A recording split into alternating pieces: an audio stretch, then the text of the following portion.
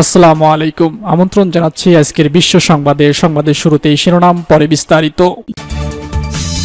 শুরুতে জানিয়ে দেব কিয়েভে হাইপারসনিক ক্ষেপণাস্ত্র দিয়ে হামলা চালিয়েছে রাশিয়া।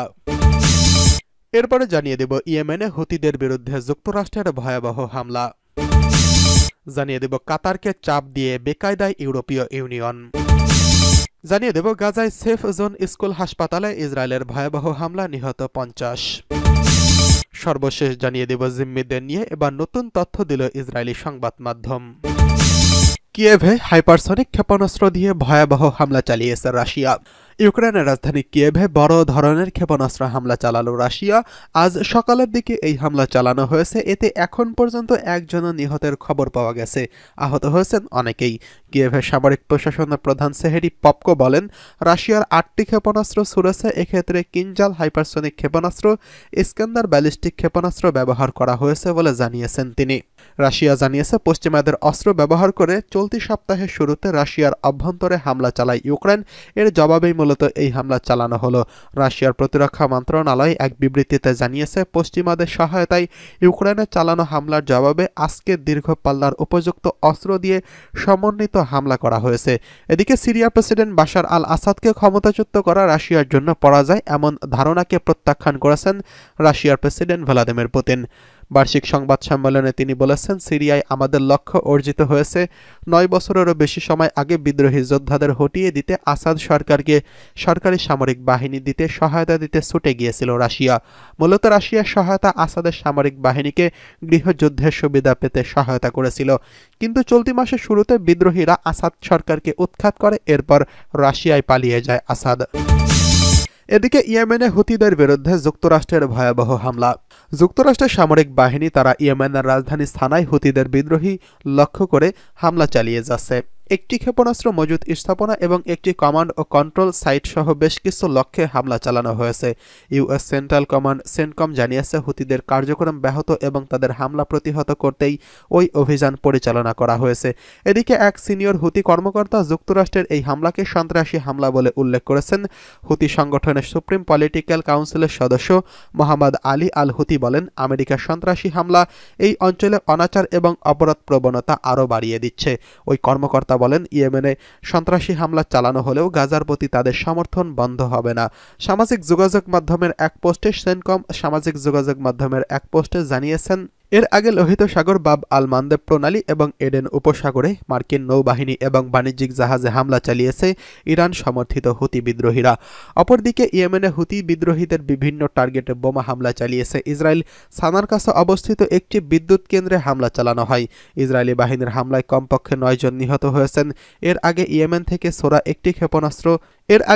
থেকে একটি ক্ষেপণাস্ত্র ছোড়া হয়, যদিও সেটি ভূপাতিত করার দাবি করেছে তেল আবিব।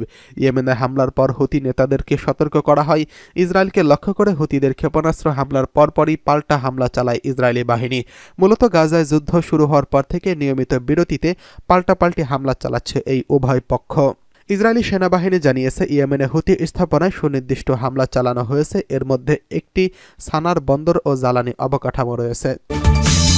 এদিকে কাতারকে চাপ দিয়ে এবার বেকায়দায় পড়ে গেল ইউরোপীয় ইউনিয়ন। যুক্তরাষ্ট্রের শত চাপেও দমেনি কাতার। এখন সেই কাতারকেই ভয় দেখায় ইউরোপীয় ইউনিয়ন। কিন্তু কাতারও কম যায় না। ইউরোপীয় ইউনিয়নের চোখে চোখ রেখে কথা বলেছে দেশটি। উল্টো ইউরোপীয় ইউনিয়নের বিরুদ্ধে কড়া পদক্ষেপের হুমকি দিয়েছে। মরুময় দেশ কাতারের শ্রমবাজার নিয়ে দীর্ঘদিনের অভিযোগ, দেশটি জোরপূর্বক শ্রমে বাধ্য করে। আবার পরিবেশগত ক্ষয়ক্ষতি নিয়েও দোহার খুব একটা মাথা ব্যথা নেই। আর এই ইস্যু দমনের সামনে এনেই কাতারকে চাপের মধ্যে ফেলতে চাইছে ইউরোপীয় ইউনিয়ন। তবে কাতারের জ্বালানি মন্ত্রী সাদ আল কাবি বলেছেন, ইউরোপীয় ইউনিয়নভুক্ত দেশগুলো যদি এই নিয়ে তার দেশের উপর চড়াও হয়, তাহলে গ্রুপটির কাছে গ্যাস বিক্রি বন্ধ করে দেবে কাতার। ইউরোপীয় ইউনিয়ন বলছে, যেখানে ব্যবসা করতে হলে এসব নিয়ম মানতে হবে, না হলে দিতে হবে জরিমানা। এরপরই ক্ষুব্ধ প্রতিক্রিয়া দেখিয়েছে কাতার। ইউক্রেন রাশিয়া যুদ্ধের কারণে এমনিতেই গ্যাস সংকটে ভুগছে ইউরোপ। সেই ঘাটতি মেটাতে নানা বিকল্প বেছে নিয়েছিল তারা। তবে কাতার যদি এখন সত্যি গ্যাস বিক্রি বন্ধ করে দেয়, তাহলে আবারও বিপদে পড়বে ইউরোপীয় ইউনিয়ন। বিশ্বে এলএনজি রপ্তানিকারক দেশগুলোর মধ্যে অন্যতম কাতার। যুক্তরাষ্ট্রকে হটিয়ে এশিয়া ও ইউরোপের বাজারে নিজেদের অবস্থান তৈরি করতে চাইছে এই দেশটি। এজন্য 2027 সাল নাগাদ তরলীকৃত গ্যাসের উৎপাদন প্রতি বছর 77 মিলিয়ন থেকে 142 মিলিয়ন টনে উন্নীত হয়েছে। এদিকে গাজায় সেফ জোন স্কুল হাসপাতালে ইসরায়েলের ভয়াবহ হামলা, নিহত 50। অবরুদ্ধ গাজা উপত্যকার দক্ষিণাঞ্চলে তথাকথিত সেফ জোন আল মাওয়াসিতে ব্যাপক বোমা বর্ষণ করছে ইসরায়েলি বাহিনী। এর ফলে আগুনে বহু তাঁবু পুড়ে যায় এবং কমপক্ষে 7 ফিলিস্তিনি নিহত হয়। তারা সহ গত 24 ঘন্টায় গাজার বিভিন্ন অংশে ইসরায়েলি হামলায় নিহতের সংখ্যা বেড়ে দাঁড়িয়েছে 50 জনে। ভোর থেকে শুরু হওয়া এসব হামলায় অধিকাংশ প্রাণহানি ঘটেছে গাজার অবরুদ্ধ অঞ্চলে। আল জাজিরা সানাদ এজেন্সির মাধ্যমে যাচাই করা একটি ভিডিওতে দেখা গেছে নুসৈরাত শরণার্থী শিবিরে ইসরায়েলি হামলার পর উদ্ধারকর্মীরা ঘটনাস্থলে পৌঁছে মর্মান্তিক দৃশ্যের সম্মুখীন হয়েছেন। সেখানে 2 জনের মরদেহ বিড়ালদের খেতে দেখা যায়। স্থানীয় সূত্র জানিয়েছে ইসরায়েলি বাহিনী দীর্ঘ সময় উদ্ধার কাজে বাধা দিয়েছে। এছাড়া ইসরায়েলি সামরিক বাহিনী গাজার একমাত্র কার্যকারী হাসপাতালগুলোর একচাটিয়া হামলা চালিয়েছে। তারা রোগী দ্রুত সরিয়ে নেওয়ার নির্দেশ দিলেও স্থানীয় চিকিৎসকরা জানিয়েছেন এটি প্রায় অসম্ভব। কামাল আদওয়ান হাসপাতালের পরিচালক বলেন, আমাদের হাসপাতালে প্রায় 400 জন বেসামরিক মানুষ রয়েছেন, যাদের মধ্যে নবজাতকরা অক্সিজেন এবং ইনকিউবেটরের মধ্যে নির্ভরশীল। এই অবস্থায় হাসপাতাল খালি করা প্রায় অসম্ভব। জাতিসংঘের ফিলিস্তিনি শরণার্থী বিষয়ক সংস্থার প্রধান গত 24 ঘন্টায় ইসরায়েলে অত্যাধুনিক আক্রমণ নিয়ে উদ্বেগ প্রকাশ করেছেন। তিনি বলেছেন, স্কুল ও হাসপাতালের উপর আক্রমণ এখন নৈমিত্তিক ঘটনা হয়ে দাঁড়িয়েছে। গাজায় ইসরায়েলের অব্যাহত হামলায় গত বছরের 7 অক্টোবর থেকে এ পর্যন্ত কমপক্ষে ৪৫,২৫৯ ফিলিস্তিনি নিহত এবং ১,০৭,৬২৭ জন আহত হয়েছেন। ওই দিন হামাসের আক্রমণে ইসরায়েলে প্রায় ১,১৩৯ জন নিহত এবং ২ শতাধিক মানুষ জিম্মি হয়েছেন। এদিকে জিম্মিদের নিয়ে নতুন তথ্য প্রকাশ করল ইসরায়েলি সংবাদ মাধ্যম। ফিলিস্তিনের অবরুদ্ধ গাজা উপত্যকায় 1 বছরেরও বেশি সময় ধরে হামলা চালিয়ে আসছে ইসরায়েল। দেশটির এই হামলায় গাজায় থাকা ইসরায়েলি জিম্মিদের অনেকেই মৃত্যুবরণ করছেন। এরই মধ্যে জিম্মিদের নিয়ে নতুন তথ্য জানিয়েছে ফিলিস্তিনের স্বাধীনতাকামী সংগঠন হামাস। ইসরায়েলি সংবাদ মাধ্যম টাইমস অফ ইসরায়েলের বরাতে আল জাজিরা সংক্রান্ত এক প্রতিবেদন প্রকাশ করেছেন। ইসরায়েলের এক কর্মকর্তার বরাতে প্রতিবেদনে বলা হয়েছে, হামাস জানিয়েছে গাজায় বেশ কয়েকজন জিম্মি জীবিত রয়েছেন, তবে তাদের জীবন শঙ্কায় রয়েছে। তিনি বলেন, চুক্তির আওতায় ইসরায়েল যুদ্ধ সমাপ্তির দাবি মানবে না, তবে দীর্ঘ যুদ্ধবিরতির বিষয়ে আলোচনা চলছে।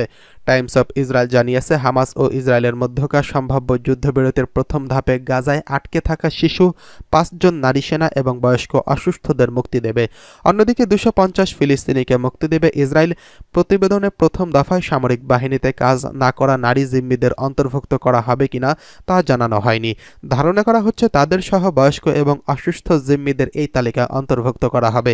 প্রতিবেদনে বলা হয়েছে, ইসরায়েল প্রথম দফায় 34 জিম্মিকে মুক্তির অনুরোধ করছেন।